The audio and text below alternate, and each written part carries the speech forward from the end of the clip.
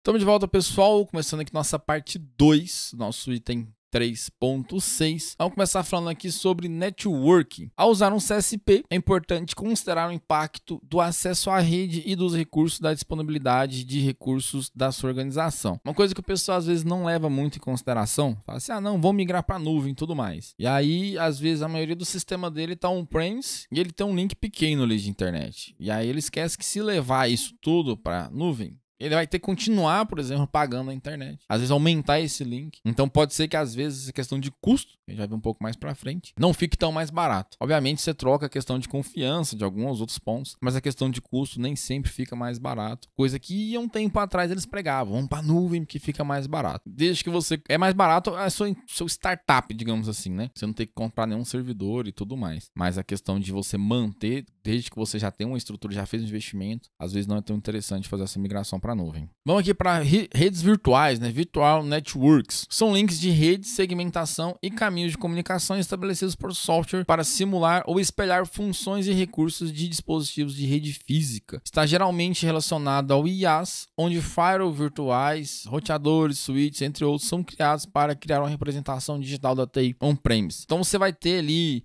alguns conceitos, alguns quesitos que você vai conseguir colocar, por exemplo, switch virtual, fazer um roteamento interno e coisa do tipo. Tudo de forma virtual, para você ter ali meio que um paralelo, como se fosse o seu ambiente on-premise, implementar a rede DMZ e coisas do tipo. Public and Private Subnets seriam subredes públicas e privadas. As redes baseadas em nuvem podem usar endereços IPs públicos ou privados para criar subredes públicas ou privadas, respectivamente, né? Semelhante à implementação local, uma intranet geralmente usa recursos IP privados, né? RFC 1918, apenas para uso interno, e a extranet ou subrede filtrada, que a gente conhece lá como DMZ, né? Antiga DMZ, material traz como esse subrede filtrado, ou screened subnet, para poder receber endereços públicos para acesso de entidades externas. Então, assim, no mesmo jeito que a gente tem no nosso ambiente on-premise essa parte de subrede privada ou pública, a gente também consegue levar isso para a nuvem. Parte de segmentação. É importante implementar a segmentação de rede ou ambiente de nuvem de forma semelhante que é implementada no ambiente on-premise. O fluxo de informações precisa ser controlado com base no valor dos dados, recursos, ativos, risco, classificação, PI, que é aquela Personal Information Identifiable, relevância, eficiência e produtividade, né?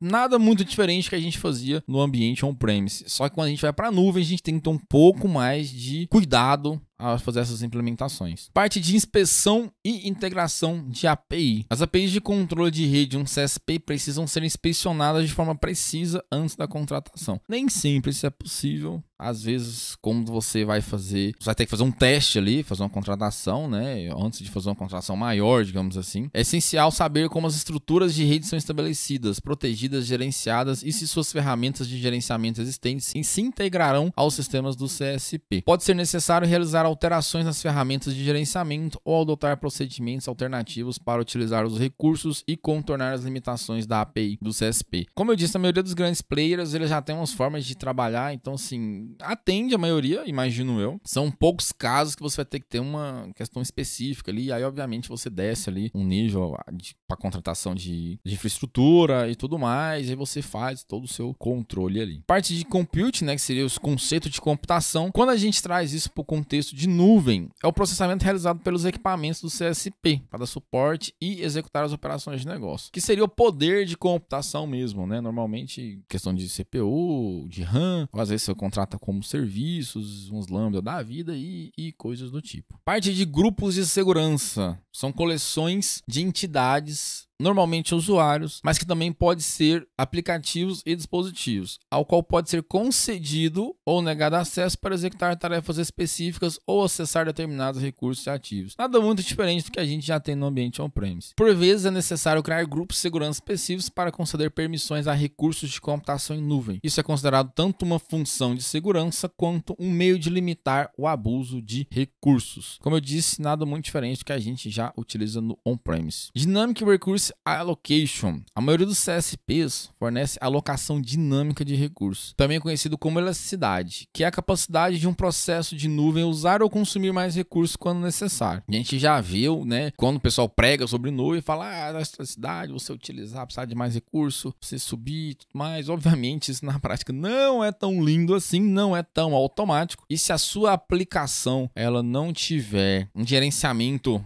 robusto, não é bem assim não vai funcionar bem assim não é tão simples assim. Você tem essa capacidade de fazer essa alocação dinâmica de recursos, mas não é tão lindo assim, não é só olhar, ligar um interruptorzinho, não. A maioria dos CSPs disponibilizam recursos adicionais significativos para que os clientes possam usar quando precisarem de um poder computacional a mais. Obviamente, tais recursos podem ser cobrados de forma adicional de acordo com cada contrato. É um benefício para o cliente, pois ele pode ter um contrato com um nível razoável de recursos para condições normais e poder consumir mais recursos a um custo maior quando necessário, sem ter que adquirir um novo hardware. Novamente, vai depender da aplicação dele. Se uma aplicação dele é uma aplicação legada, antiga, digamos assim, que não utiliza desses conceitos de elasticidade, parte de container e coisas do tipo, não vai funcionar. Se o cara quer levar a máquina virtual dele do on-premise direto para a nuvem, não vai ser uma coisa tão assim, né? Ele vai conseguir clonar isso, jogar para uma outra máquina maior, tudo mais, manualmente, de uma forma muito mais fácil. Mais fácil, obviamente, do que se ele tivesse que comprar um servidor, licenciar e coisas do tipo. Mas quando a gente fala, pelo menos assim, lendo o conteúdo assim, a gente acha que é uma coisa muito linda, né? É conhecido como elasticidade, só precisa de mais recurso, ele aumenta sozinho.